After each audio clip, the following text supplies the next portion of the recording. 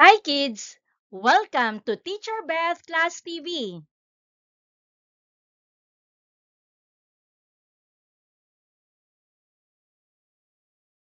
Ngayon ay ating tatalakayin ang paksang kalinangang material ng sinaunang Pilipino. Sa araling ito, ating tatalakayin ang iba't ibang uri ng sinaunang sining, pagpapalamuti at arkitektura ng mga Pilipino. Handa ka na ba? Sa ating nakaraang video lesson ay napag-aralan natin ang mga sagisag at pagkakakilanlang kultural ng mga Pilipino. Atin ring natalakay na ang kultura ay nahahati sa dalawang bahagi. Naalala mo pa ba ito? Kung nais mo, maaari mong panoorin muli ito upang higit mong maunawaan ang ating talakayan. Ilalagay ko ang video link sa description. Bakit mahalagang mapag-aralan at mapahalagahan ang mga kalinangang material ng mga sinaunang Pilipino? Ano ba ang ibig sabihin ng kalinangan? Napakayaman ng kalinangan ng mga sinaunang Pilipino. Ang kalinangan ay tumutukoy sa mayamang pinagmulan at kultura ng ating lahi. Saklaw ng kalinangan ang lahat ng gawi, kilos, ugali, tradisyon, pagpapahalaga at paniniwala sa buhay ng isang grupo ng mga tao bilang tugon sa naging kalagayan ng lipunan sa isang tiyak na panahon. Ang kalinangang Pilipino ay nahahati sa dalawa, ang kalinangang materyal at kalinangang di materyal. At sa araling ito ay ating uunahing talakayin ang kalinangang materyal. Ang kalinangang materyal ay kinabibilangan ng mga bagay na maaaring hawakan tulad ng tirahan, kasuotan, pagkain at inumin, at mga kagamitan. Ang kalinangang di materyal naman ay mga bagay na hindi pisikal tulad ng pamahalaan, edukasyon, pananampalataya, at wika at panitikan. Sa araling ito, pagtutuunan natin ng pansin ang kalinangang materyal tulad ng iba't ibang sining at arkitektura ng mga sinaunang Pilipino. Mga anyo ng sining na ginamit sa pagpapalamuti. Masasalamin ang pagiging masining ng mga sinaunang Pilipino sa pag-aaral ng mga labi ng kanilang mga kagamitan at sandata. Ang mga karaniwang sandata tulad ng pana, itak, sibat at iba pa ay inukita nila ng mga disenyo upang maging maganda. Gumawa sila ng mga pampalamuti sa katawan na yari sa sari-saring mahalagang bato.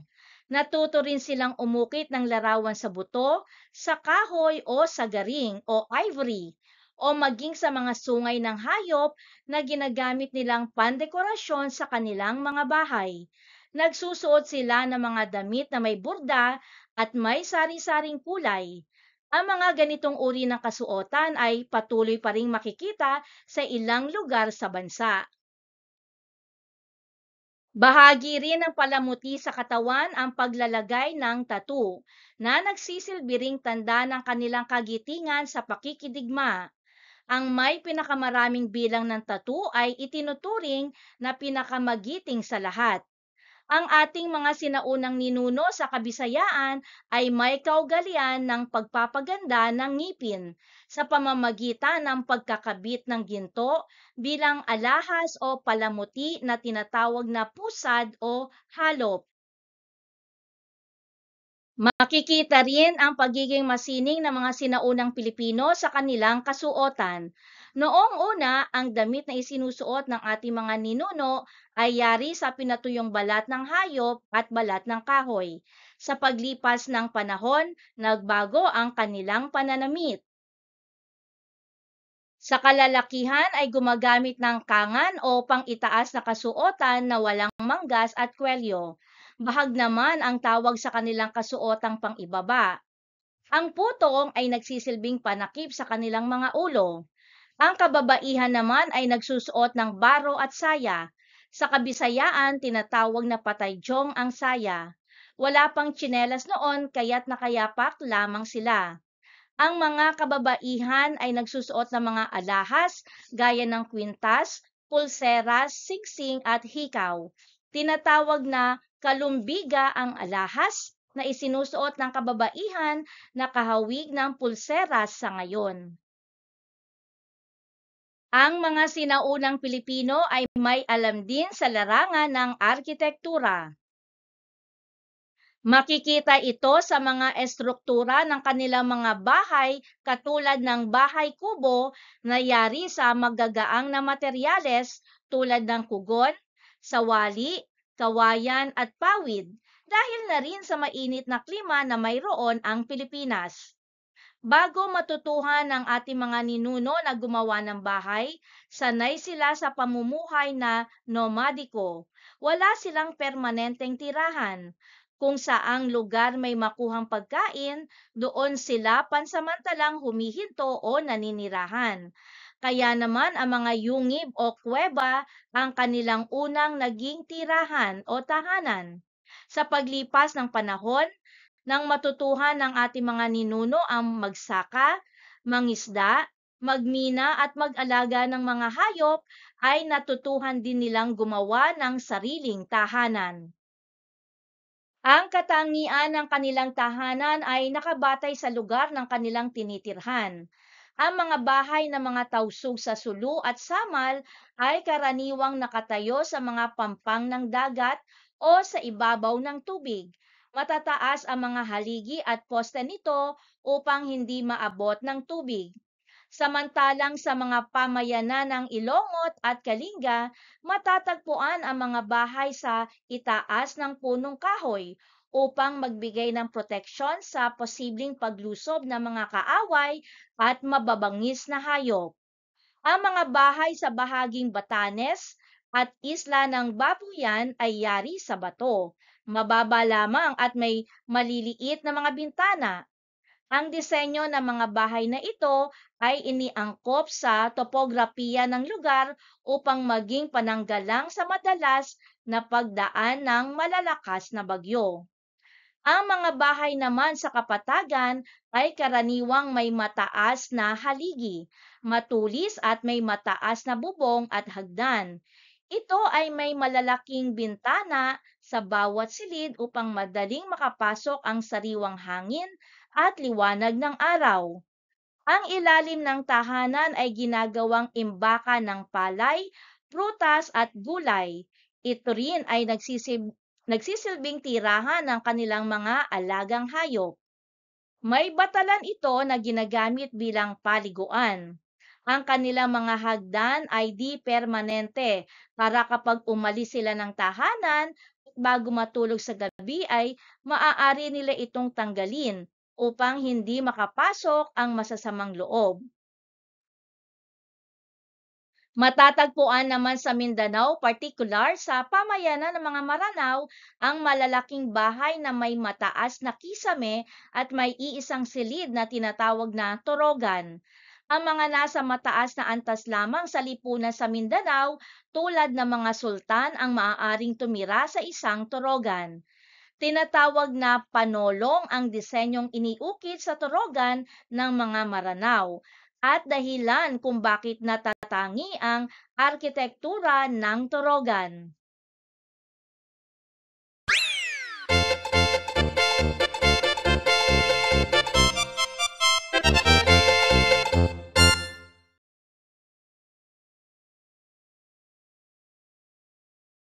Kilalanin ang tinutukoy na mga pahayag na may kinalaman sa kalinangang materyal ng sinaunang Pilipino. Maaari mo ring isulat ang iyong mga sagot sa iyong kwaderno. Narito ang para sa bilang 1 hanggang 5.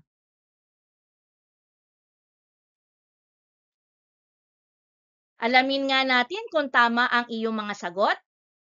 Bilang 1, tumutukoy sa mayamang pinagmulan at kultura ng ating lahi. Kalinangan. Bilang 2, ito ay uri ng kalinangang maaaring makita at mahawakan. Kalinangang materyal. Bilang 3, Nagsisilbing tanda ito ng kagitingan sa pakikidigma ng mga sinaunang Pilipino. Tattoo. Bilang 4, sa Kabisayaan, ang tawag sa kasuotan ng mga babae na saya, patadyong. Bilang 5, ang tawag sa disenyong inukit sa turogan ng mga maranaw, panolong. Narito naman ang mga bilang 6 hanggang 8.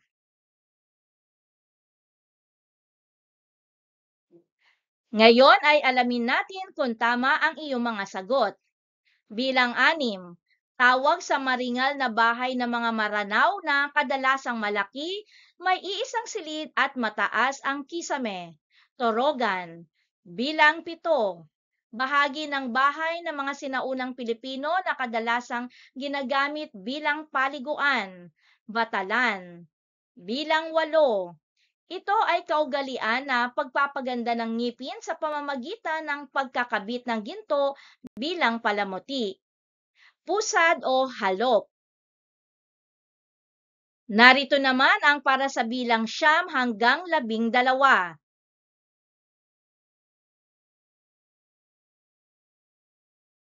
Alamin natin kung tama ang iyong mga sagot.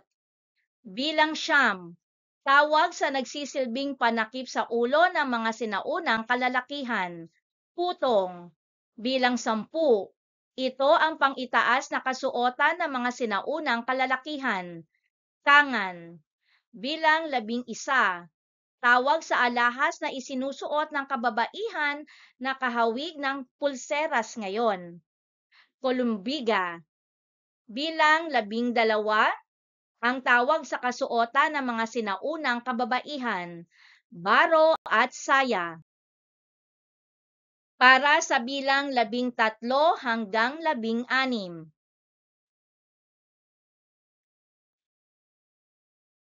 Narito ang mga tamang sagot. 13, ang tawag sa kasuotang pang-ibaba ng mga sinaunang kalalakihan, bahag.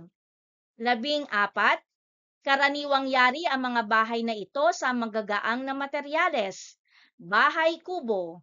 15, sinaunang kaugalian ng ating mga ninuno kung saan hindi sila tumitigil sa isang tiyak na lugar ng matagalan, nomadiko.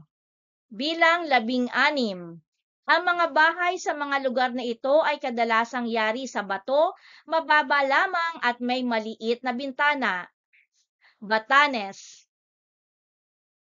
At para sa mga huling bilang.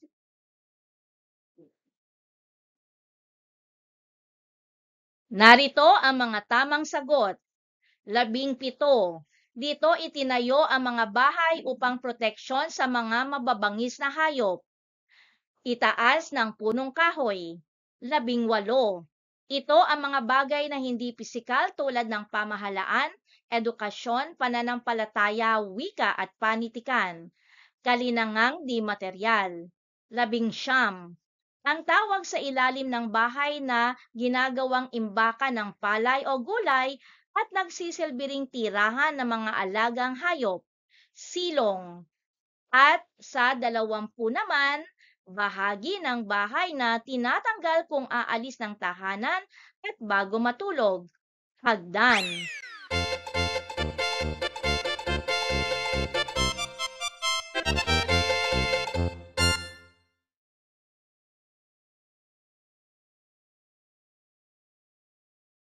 Tukuyin kung tama o mali ang bawat pahayag.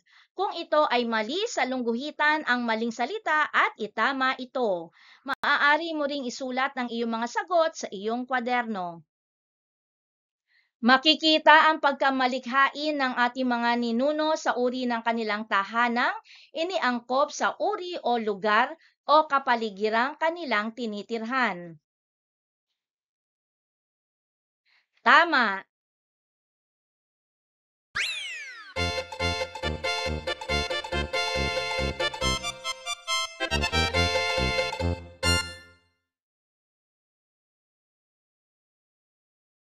Matatagpuan sa mga bahay ng ating mga ninuno ang mga silong kung saan dito sila naliligo at naglilinis ng katawan.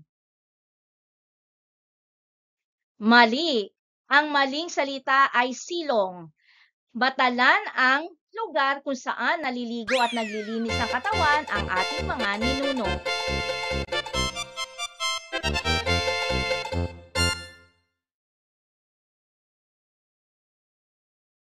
Mula sa mga kahoy at bato ang mga kagamitan at sandatang gamit ng ating mga ninuno noon.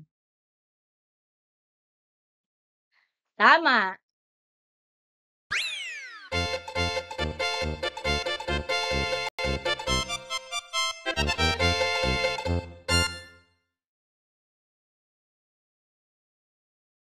Ang tirahan, damit, inumin, pagkain at mga kasangkapan ay itinuturing na kalinangang di materyal. Mali.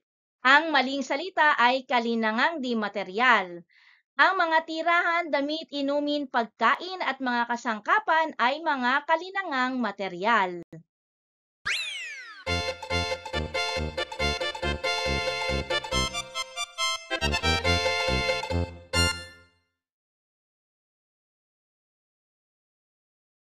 Kangan at bahag ang sinaunang kasuotan ng mga kababaihan.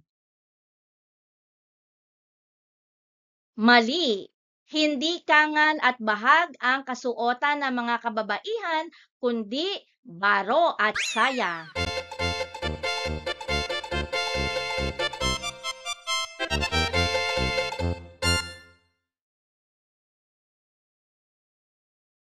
Ang mga sinaunang Pilipino ay may alam din sa arkitektura.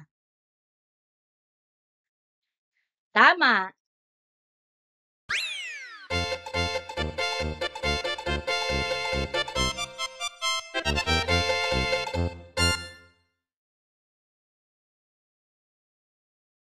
Ang mga nasa mataas na antas ng lipunan sa Mindanao tulad ng mga sultan ang maaaring tumira sa isang bahay na bato.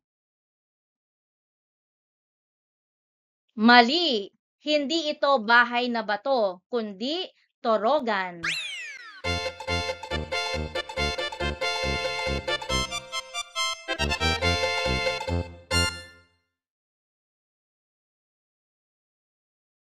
Ang paglalagay ng pintados ay nagsisilbing tanda ng kagitingan sa pakikidigma. Mali. Hindi ito pintados kundi tattoo.